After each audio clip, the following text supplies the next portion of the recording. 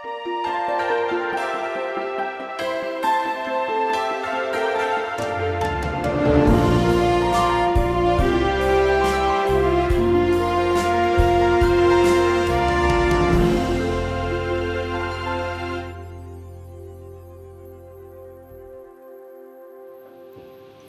seseorang datang kepada Yesua dan berkata, "Guru, perbuatan baik apakah yang harus kuperbuat untuk memperoleh hidup yang kekal?" Jawab Yesua, "Mengapa engkau bertanya kepadaku tentang apa yang baik? Hanya satu yang baik. Jikalau engkau ingin masuk ke dalam hidup, turutilah segala perintah Elohim." Kata orang itu kepadanya, "Perintah yang mana?" Kata Yesua, "Jangan membunuh, jangan berzina, jangan mencuri, jangan memberi kesaksian palsu. Hormatilah ayahmu dan ibumu dan kasihilah sesamamu manusia seperti dirimu sendiri." Kata orang muda itu kepadanya, "Semuanya itu telah kuturuti, apalagi yang masih kurang?" Kata Yesua kepadanya, "Jikalau engkau hendak sempurna, pergilah. Jikalau engkau hendak sempurna, pergilah. Jualah apa yang kau miliki dan berikanlah itu kepada orang yang miskin, dan engkau akan memiliki harta di Syamayim. Kemudian datanglah kemari dan ikutlah aku." Mendengar perkataan itu, pergilah orang muda itu dengan sedih, sebab banyak harta miliknya. Amin. Saya yakin kita semua sudah sangat kenal dengan cerita ini. Tetapi ini memang yang Elohim mau sampaikan malam hari ini. Saudara, ini tentu cerita tentang seorang pemuda. Ya, saya yakin dia seorang Yahudi. Dia memiliki 10 perintah Elohim. Sejak kecil dia mengikuti aturan-aturan Torah. Dan saya percaya juga bukan hanya sekedar perintah seperti yang Yesus katakan, 10 perintah itu. Ya, saya yakin bahwa jemaat di sini lebih tahu dari saya masalah perayaan-perayaan hari raya orang Yahudi. Ya, termasuk malam hari ini di mana saudara merayakannya. Saya yakin pemuda ini juga merayakannya. Karena begitulah tradisi orang Yahudi yang berpegang sungguh pada perintah Elohim. Tetapi dia bertanya, bagaimana caranya untuk mendapat hidup yang kekal? Apakah pertanyaan itu menunjukkan bahwa dia yakin kalau dia itu selamat, atau masih meragukan keselamatan? Nah, saudara, ketika Yesus berkata, "Lakukan ini," sudah, aku lakukan semua. Apa yang masih kurang? Saya pikir kalau seseorang itu yakin sesuatu, yakin sudah selamat, untuk apa dia bertanya apa yang masih kurang? Itu menurut saya. Kalau saudara yakin, saudara semua di sini yakin bahwa yang menyebut nama Bapa kita Yahweh Elohim, menyebut Tuhan kita Adon Yeshua HaMashiach, itu adalah sebutan yang paling benar. Saudara tidak mungkin akan bertanya, sebutan apa lagi yang lain yang harus saya sampaikan? Logikanya kan begitu. Tetapi pemuda ini mungkin memang dia belum yakin sungguh-sungguh bahwa dia telah memiliki hidup yang kekal itu. Sehingga dia bertanya, apa yang masih kurang? Itu semua sudah kulakukan. Dan Yesus juga menyodorkan hal-hal yang sudah dilakukan oleh pemuda ini. Ketika Yesus berkata, "Kalau kamu mau sempurna, ya jual semua hartamu, bagikan pada semua orang yang membutuhkan, lalu ikut aku." Ya, tentu saja dia orang yang memiliki banyak harta dan dia tidak bisa menuruti apa yang Yesus katakan. Saudara, waktu usia saya masih 30-an, saya sering pelayanan di universitas, mahasiswa. Ada yang bertanya tentang ayat ini, perikop ini. Mereka bertanya, "Pak Elisa, apakah tuntutan Yesus kepada pemuda ini itu juga tuntutan kepada kita semua orang Kristen?" Menurut saudara, tuntutan ini kepada kita semua atau hanya pemuda ini? Semua. Kalau begitu, kita semua sanggup melepaskan semua lalu mengikut dia. Saudara, yang ingin saya sampaikan adalah saya melihat gereja, ya, gereja itu universal. Saya melihat gereja itu bukan hanya saudara-saudara seiman saya yang menyebut nama Yahweh Elohim, Yahweh Yeshua HaMashiach, bukan. Tapi semua orang yang percaya kepada Yeshua HaMashiach. Saya melihat secara global, gereja-gereja dimanapun, orang-orang Kristen yang beribadah, mereka itu cenderung untuk menjadikan Yeshua itu justru sebagai alat untuk memuaskan keinginan mereka untuk mendapatkan banyak hal dalam hidup ini. Itu yang saya lihat. Ya. Ada lagi golongan gereja yang berpikir bahwa dengan melakukan hal-hal tertentu, aturan tertentu, hukum tertentu, maka mereka bisa mendapatkan keselamatan itu.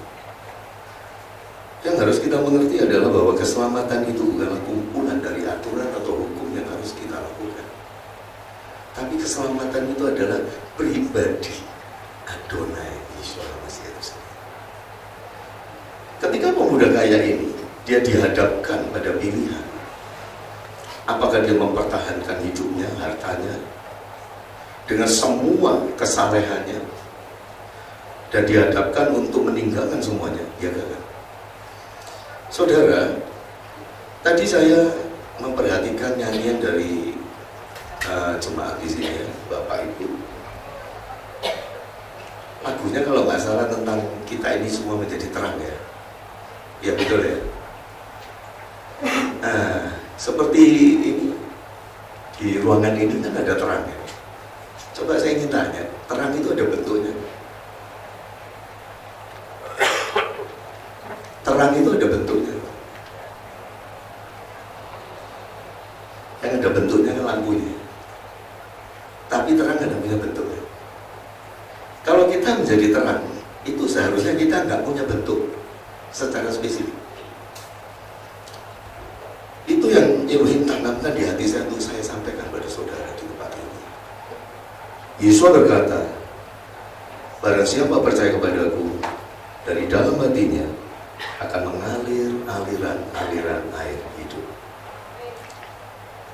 Tetapi saya lihat bahwa umat-umat Elohim, saya tahu mereka mencintai Elohim, tetapi mereka bukan lagi aliran air hidup, tetapi mereka sudah jadi air-air yang membeku dengan bentuk-bentuk tertentu. Dan jika air itu membeku, ada bentuknya, gampang dikenali. Kalau saudara melihat air membeku dalam bentuk bulat atau kotak, itu mudah sekali dikenali.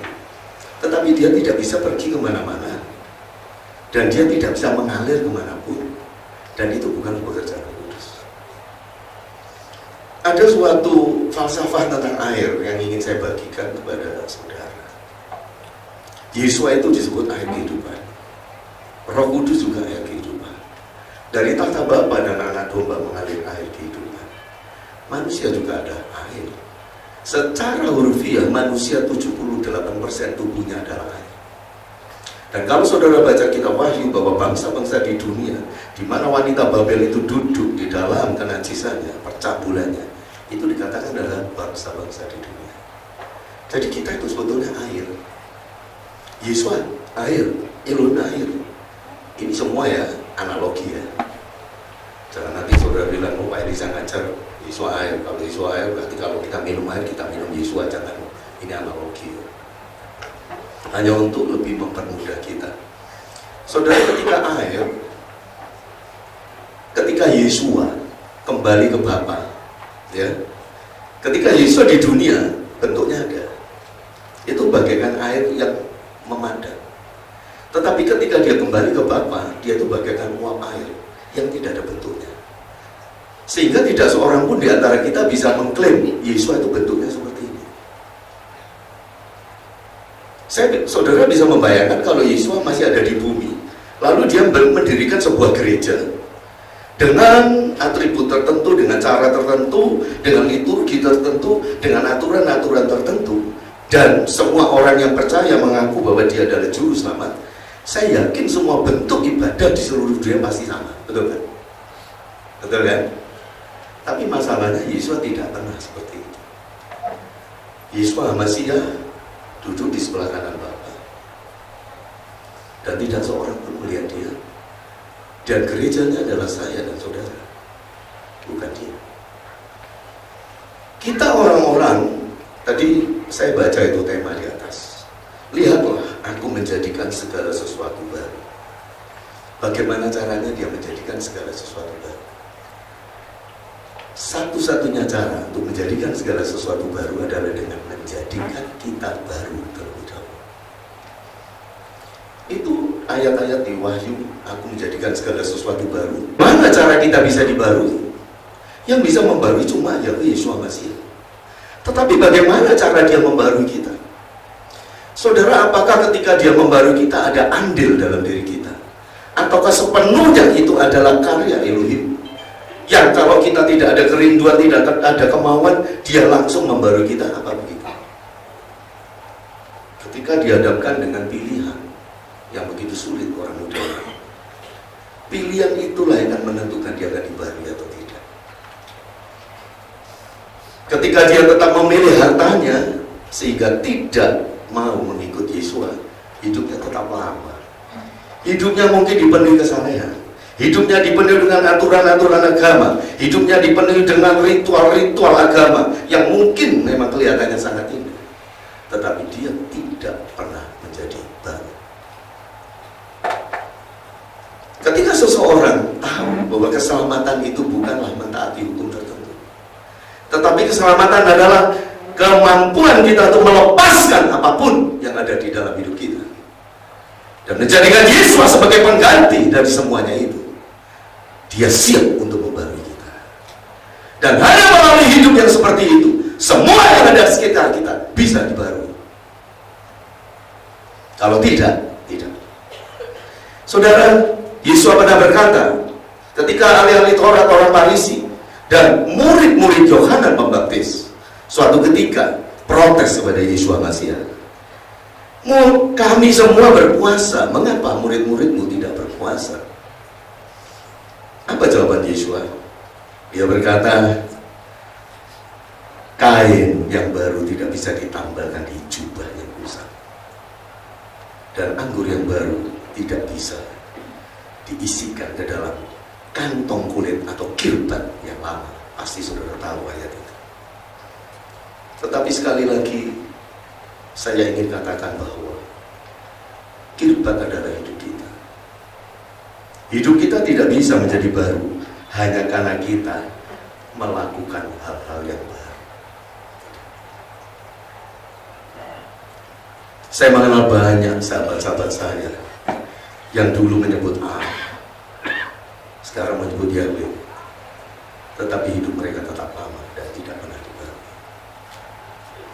Firman katakan, barang siapa berseru pada nama Yahweh akan diselamatkan. Amin. Tetapi barang siapa berseru pada nama Yahweh, hendaklah dia meninggalkan kejahatan. Kejahatan apa yang paling tidak kita sadari? Menyandingkan Yesus Masiah dengan kebutuhan-kebutuhan hidup kita, dengan cita-cita kita, dengan keinginan-keinginan kita, dengan ambisi-ambisi kita.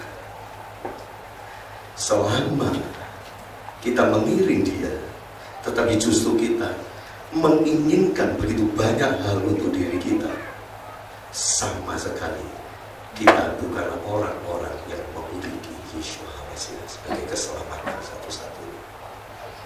Selamanya kita hanyalah orang-orang yang gagal dan terpuruk. Saudara, satu-satunya yang dapat kita lakukan untuk dibarui ketika kita benar-benar menjadikan Yesus Masiah satu-satunya yang berharga dalam hidup kita. Saya melayani Elohim itu sejak usia 16 tahun. Dan sekarang usia saya 63 tahun.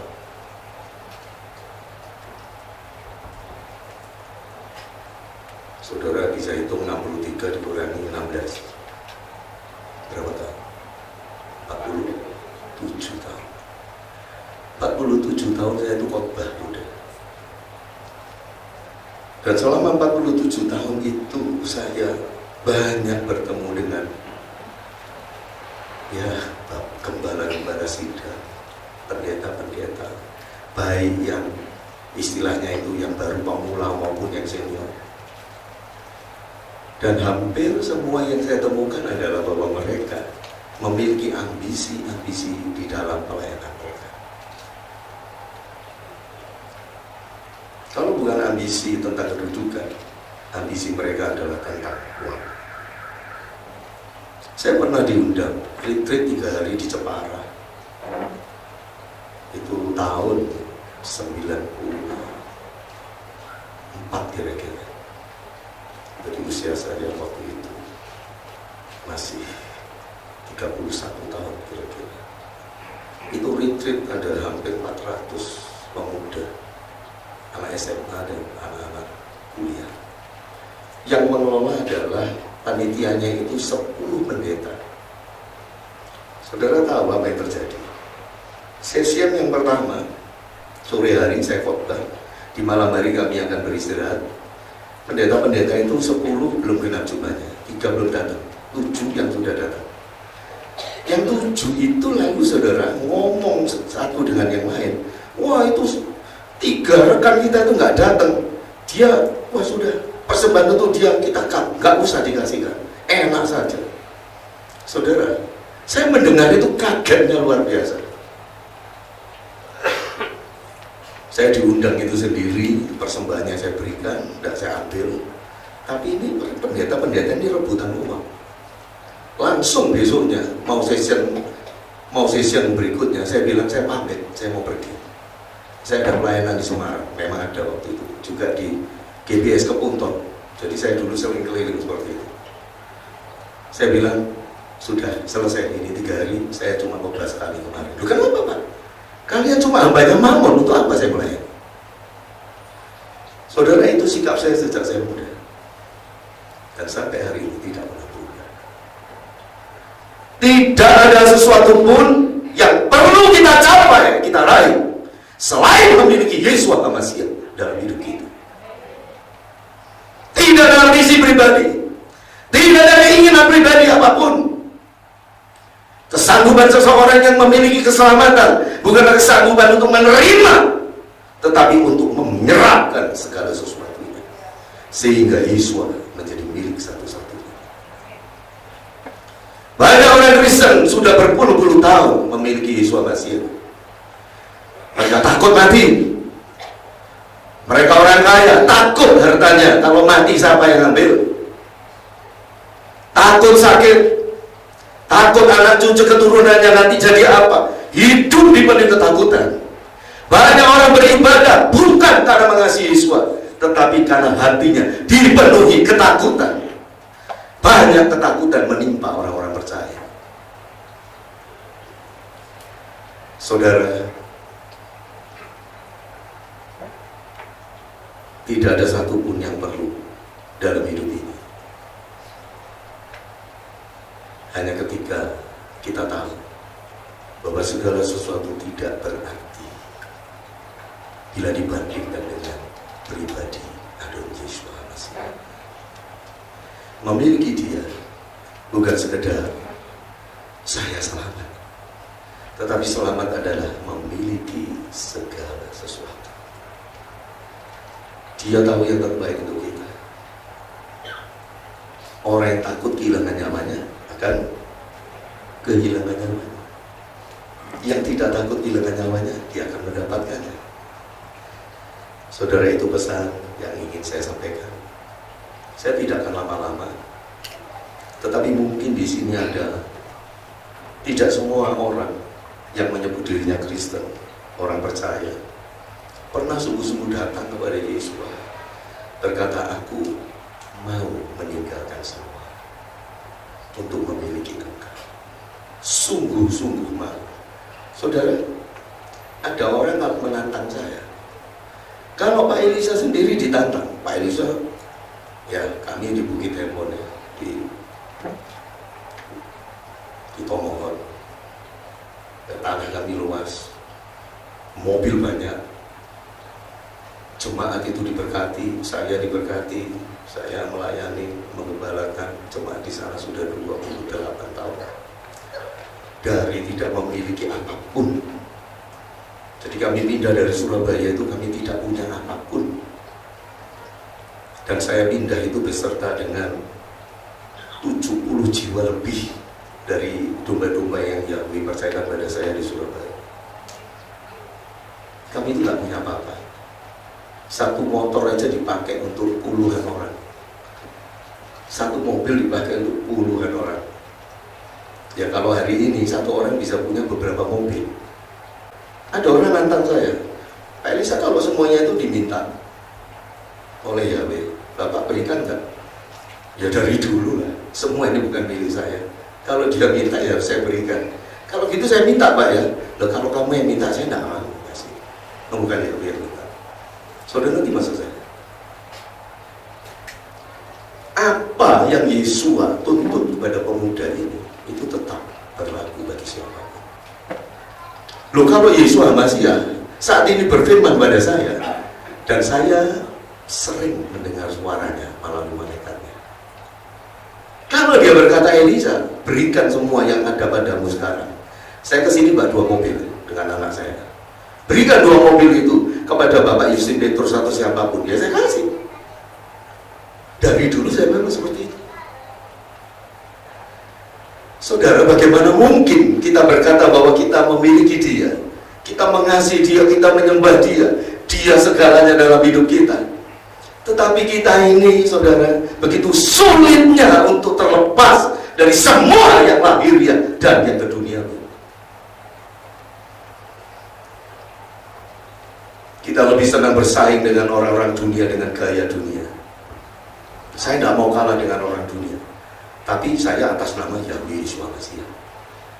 Kita mengikuti sistem dunia ini, bukan seperti itu. Itu yang dibebankan di dalam hati saya malam hari ini untuk saya sampaikan. Dan saya percaya jemaat di sini dipakai oleh Elohim. Siapapun saudara di sini, kita sebagai orang-orang yang ada aliran Roh Kudus dalam hidup kita. Seperti yang saya katakan tadi, Roh Kudus tidak mengambil bentuk padatan air seperti es, bukan es tidak. Tetapi dia terus mengalir tanpa bentuk. Bukankah setiap kita yang dibaptis selam, tubuh kita tidak kelihatan, yang kelihatan cuma air kan? Ya, itu filosofi tentang hidup yang dibarui. Hidup yang dibarui itu tidak ada warnanya, seperti air juga tidak berwarna. Seperti terang, itu bukan putih, tetapi transparan dan tidak ada bentuknya. Dan Bapa kita itu adalah terang, Yesus adalah lampunya. Satu-satunya yang boleh memiliki bentuk adalah Yeshua Masiah. Tetapi terang kasih Bapa itu tidak ada bentuknya. Bentuknya hanya ada di dalam Yeshua Masiah. Itu filosofi tentang air dan tentang terang. Kalau kita mau menjangkau banyak kehidupan, kalau kita mau menjangkau banyak orang untuk bisa mengenal nama yang benar, jangan menghakimi mereka, itu pesan saya. Kasih mereka. Yesus berkata, aku datang bukan untuk menghakimi, tapi untuk menyelamatkan. Tetapi saya sayangkan banyak pengagung nama Yahweh menghakimi semua saudara-saudara Kristen yang lain. Bukannya mereka dimenangkan, tetapi mereka menjauh dari kita. Saya sendiri selalu mengagungkan namanya. Dan saya boleh katakan, tidak seorang pun yang pernah berbicara dengan saya tentang nama Yahweh menolak. Semua menerima. Saya pernah didatangi seorang romo Katolik. Karena romo itu sangat penasaran, itu di Tomohon. Kenapa jemaat saya itu nggak mau nyebut A? Ya saya pakai A aja ya. Lalu Romo itu secara pribadi datang pada saya, dia bertanya apakah pendeta ini saya itu anti atau alergi dengan nama A. Saya bilang tidak, saya tidak anti. Saya hanya tidak mau menyebut karena artinya tidak seperti arti sesembahan saya. Loh, maksudnya bagaimana? Saya bilang Yahweh itu dari kata haya yang ada. Yahweh itu yang ada. Kalau A itu apa artinya? Coba Romo yang sudah sekolah 14 tahun. A itu artinya apa? Kalau dalam bahasa Ibrani A itu pohon hitam besar. Apa itu nama Tuhan kita? Saya setiap saat akan mau nyebut A lagi. Bahkan A Yahweh, nggak apa-apa digabung-gabung. Asal nama A itu artinya yang ada. Jadi saya nggak berdebat, saudara. Saya juga tidak menyalahkan dia. Lalu dia langsung permisi pulang, saya disalami. Dia bilang apa? Yahweh memberkati Pak. Haleluya. Saudara, tunjukkan kasih, bukan penghakiman.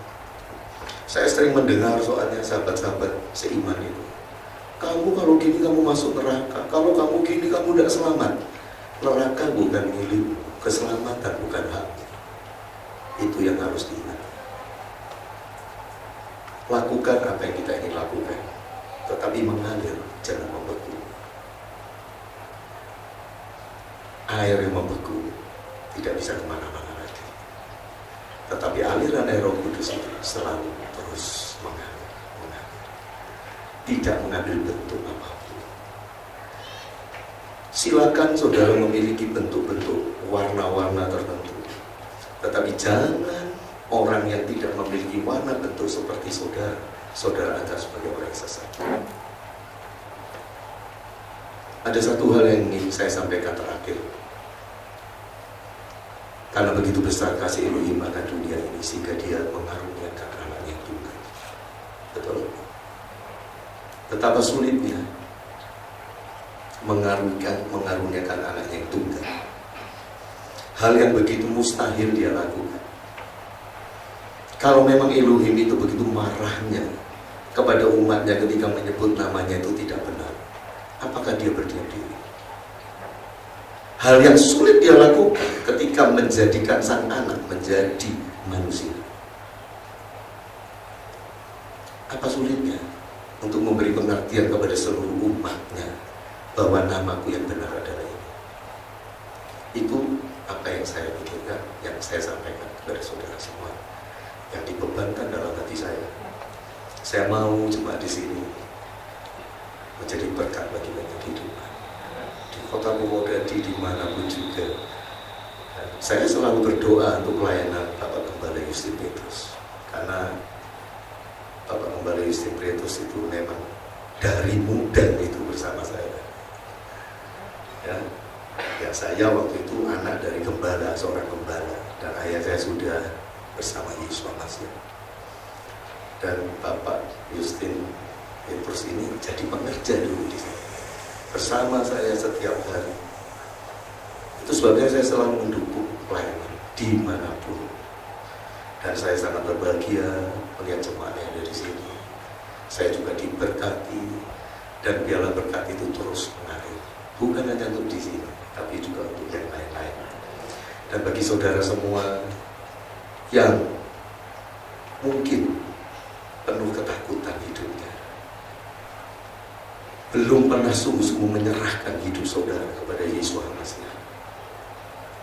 Begitu beratnya bagi kita untuk meninggalkan apapun yang ada pada kita dan diganti dengan kehidupan kekal yang sejati. Setiap orang itu tidak tahu kapan waktunya. Saudara berseru pada dia, datang kepada dia, dan dia akan membaharui hidup kita. Amin.